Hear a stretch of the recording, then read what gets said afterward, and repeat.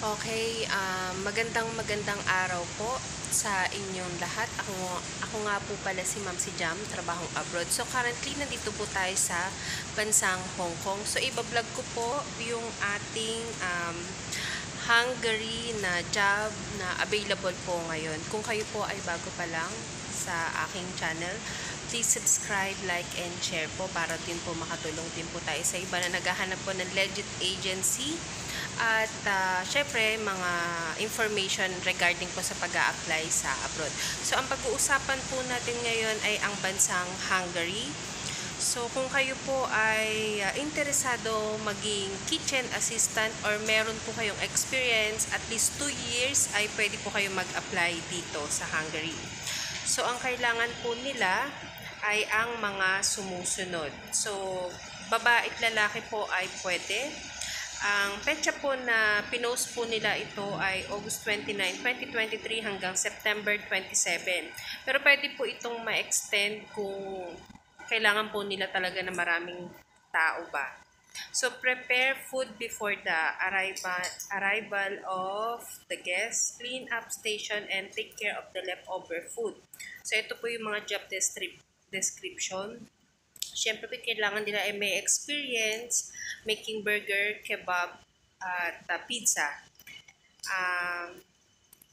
Ito po ay no minimum educational attainment.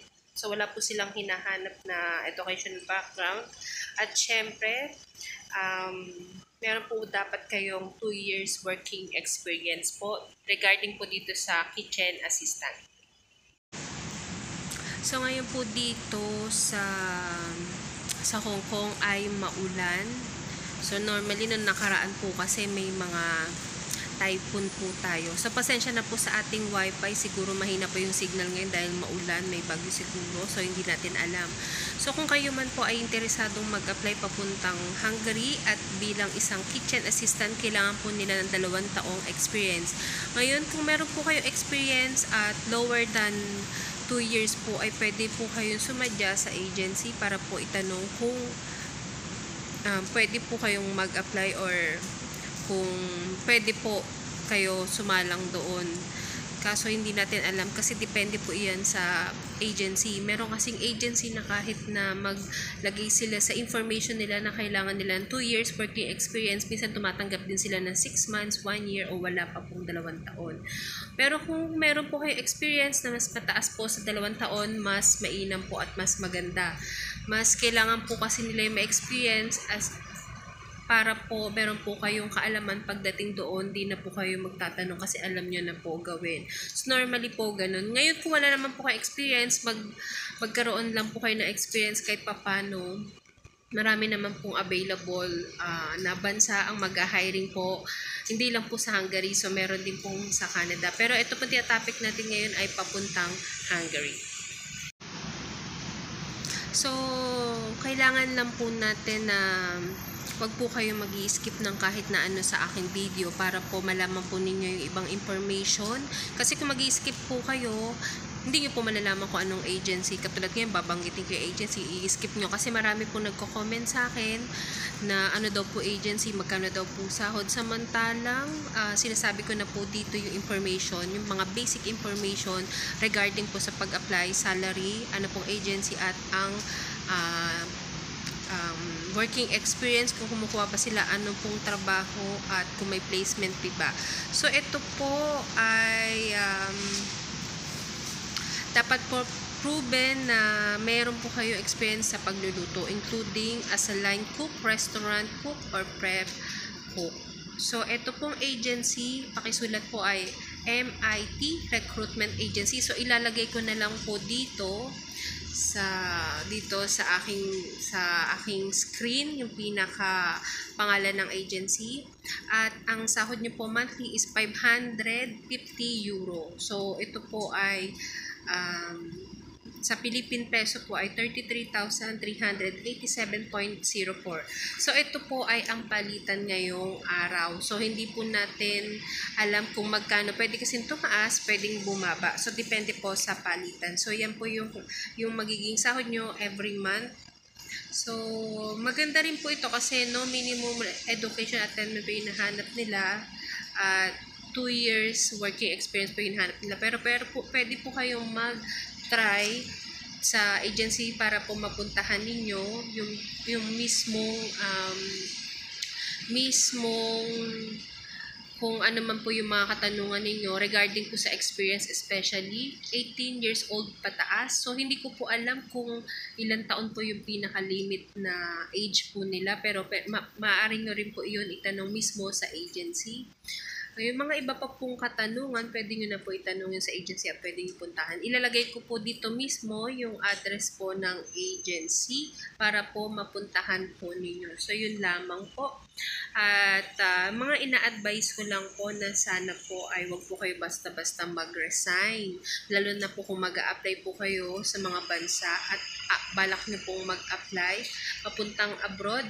Siyempre po, pag sinabi po natin kasing abroad, magastos po yan at gagastos po talaga kayo. Wala pong nag-a-abroad na hindi gumagastos. Kahit yung mga domestic helper sa Saudi, sinabi nating mga free, may ginagastos sila, especially po pag pinag-report sila, pamasahe nila, NBI nila, pangkuha nila ng passport. Pero pag domestic helper kasi sa Middle East or sa iba kasi free na. Pero kasi dito, kayo po ang gagastos ng passport nyo. So, kailangan nyo po na kahit papaano may pera po kayong madudukot. So, hindi ko po nire-required na mag-resign po kasi marami po kasing napapansin ko na pag-apply po nila ay nagre-resign agad. So, nahihirapan po silang makakuha ng panggastos. Nagkakaroon po sila ng malaking utang na pending sila, inaabot ng ilang taon. So, hindi ko po alam kung ano yung in-apply nila. So, minsan nangyayari po talaga yon. Depende po sa company. Yun po. So, yung mga iba pong katanungan ninyo sa aking comments po dito po sa aking YouTube channel. So, hindi ko po kayo agad talaga mare-replyan, pero nagbabasa po ako at napansin ko po na paulit-ulit po yung tanong kung ano daw po agency, ano po limit age. So, yun po. So, wag po kayo mag-skip sa aking video para po hindi po nyo may skip din yung mga information na dapat po ninyo malaman, lalo-lalo na po sa legit agency at mga iba pang pong information. So, ito pong YouTube channel ko ay hindi lang po isang bansa. So, ako po mismo yung nag-a-apply. So, katulad po nito, tinaray ko pong mag-apply dito sa bansang Hong Kong. And okay naman po so far, lalo na po yung naging amo ko. So, gusto ko pong ma-experience ko, ma-share ko sa inyo yung mga patakaran nila dito, yung mga experience ko dito. So, paano din ako nag-apply. So, ganun din yung mga bansang binalag ko nung una. So, yun po ay mga napuntahan ko na din. At yung iba naman po ay talagang hinanap ko na legit agency. So, wala pong umaalis ng libre. Kailangan nyo po talaga ng pera. Para po makaiwas kayo sa utang, mas mainam na kung nagbabalak kayo na mag-apply, ay mag-ipon na po kayo habang maaga. O kaya this year or next year, mag-ipon kayo. Then the 2026 at least kahit papano yung pa isa-isang libo nyo na iipon nyo. Pagdating ng tamang araw, tamang taon para sa inyo, ay pwede na kayo mag-apply, may panggastos kayo. Napakahirap kasing mag-apply na walang panggastos. Makakaalis ka ilang buwan, ilang taon, tapos syempre hindi naman natin alam yung may mga bansa na nag-stop hiring sila, maabutan kayo. So, yun ang pinaka-sad talaga. Kaya mas mainam na may panggastos kayo. Tapos, syempre, mas mainam din na ready kayo. Hindi yung kung kailan nag-utang-utang kayo pagdating dito na homesick, gustong umuwi. So, marami pong na-case na ganun. Para po hindi kayo mag-homesick, mas mainam na wag niyo po munang isipin yung pabili yung pagka-working time na. So, mas mainam na kailangan isipin nyo yung kikitain nyo na pera every month. So, mahirap po kasi na in case emergency, magkasakit po yung ating isa sa part ng pamilya natin at wala tayong dudukutin, mahirap po talaga. So, yun po. So, nagbabasa po ako ng mga comments at nag-heart lang po ako talaga. So, yung iba naman po, kasi paulit-ulit kayo na heart ko na lang po. So, para po maiwasan po natin yung heart moment na yun at di ano po, kailangan nyo po tapusin yung aking video para po wala po kayong may skip na kahit na anuman po na information regarding po sa pag-apply sa Hungary.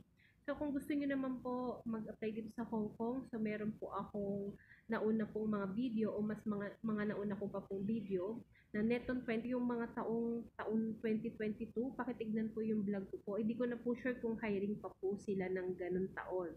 So meron naman pong mga agency na hanggang ngayon nag-hiring pa rin sila ng ganong mga job, pero yung iba kasi hindi na, nag-iiba na. So kailangan nyo pong tignan yung vlog ko po na 2023. So kailangan nyo pong maging updated, kailangan nyo pong mag-subscribe sa aking channel.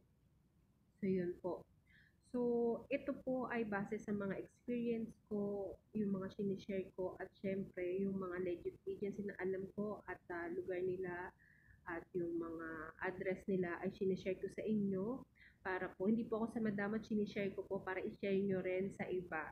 So, mas mainam po is share your blessings. So, ito po, napakahirap kasi na maghahanap tayo ng legit agency, lalong-lalo na po sa FB. So, yun po. Hindi ko po ina-advise na mag-apply po kayo sa Facebook, sa mga Facebook na nag-hiring sa Canada, New Zealand, sa ganyan. Kasi alam po natin na wala pong ganong agency na nagpo-post ng mga ganon. So, normally po, kailangan nyo po itong puntahan ng personal. Kailangan nyo pong mapuntahan, makausap nyo mismo ang personal yung agency, yung staff po ng agency. Wala po silang sinisingil na 10,000, 15,000. Siguro maniningil sila doon, magbibigay sila ng referral at doon sa pinagbigyan nyo ng referral, doon kayo magbabayad katulad ng mga medical, ganyan. So doon. Siguro kung may sisingilin man po yung agency sa mga envelope, 30 pesos, 10 pesos, 20 pesos, ganyan. Sa mga ID, sa mga stamp, siguro. Pero hindi ganun kalaki. So merong mga nagtatanong sa akin. Meron po pala akong FB group page. So, yung Ma'am si Jam Trabahong Abroad. So, yun po yung FB. Pwede po kayo mag-join. Ako po yung mismo yung naghahawak ng i-accept ko po lahat po ng mag-join. Ma'am si Jam Trabahong Abroad. Yun po yung FB group page ko. So, naka-private po yun. Hindi ko po pinapublic yun. So, yun po. So marami pong nagtatanong sa akin kasi nagbigay daw sila dito sa agency through Western Union. So wala pong naniningil na mga agency na gano'n nagpapadala ng Western Union, kahit na anong agency wala po sa Pilipinas na nagpapadala ng gano'n na magbibigay kayo, mag-send kayo sa Palawan, Cebuana, wala po. So iwas scam po tayo kasi mga scammer po yung mga gano'n. So, kailangan nyo po makinig sa akin kasi merong mga case na nag-a-apply sa FB na nai-scam kasi first time nilang mag-apply sa abroad, nai-scam sila.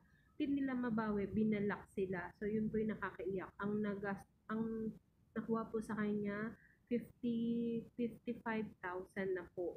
So, ngayon po kasi dumadami yung manloloko. At syempre, dumadami na rin yung napapaloko nila.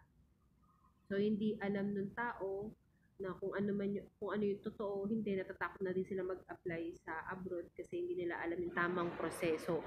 Ang tamang proseso po ay mismo kayo ang pupunta sa agency, kayo po yung makikipag-usap mismo sa agency. Hindi po yung magsisend kayo ng pera nang hindi nyo po nakikilala, hindi nyo po nakikita, through chat lang, yan po yung mahirap. At kahit na video call, mahirap pa din po iyan. Mas mainam po na may kausap kayo na agency. Kung nagda-direct po kayo, may agency pa rin po kayong kakausapin. So, yun lamang po yung aking vlog. So, kung kayo man po ay bago pa lang sa aking channel, please subscribe, like, and share po. Ma'am si Jam, Trabahong Abroad. So, hindi po ako madamot sa legit agency. So, kasi marami nagko-comment na napakaswerte daw po nila yung mga nag-a-apply nung last year, ngayon taon, last 2 years. So, siguro nasa Hungary na sila, nasa Canada, talagang nag-apply sila, nag-try.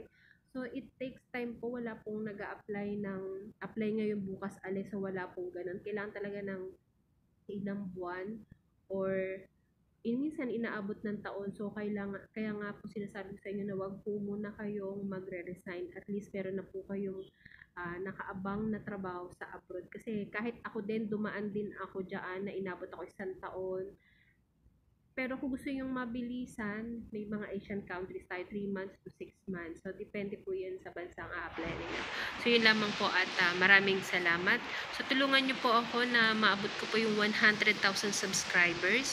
So, pakishare po yung aking vlog sa inyong mga FB, sa inyong mga social media account. So, yun lamang po at maraming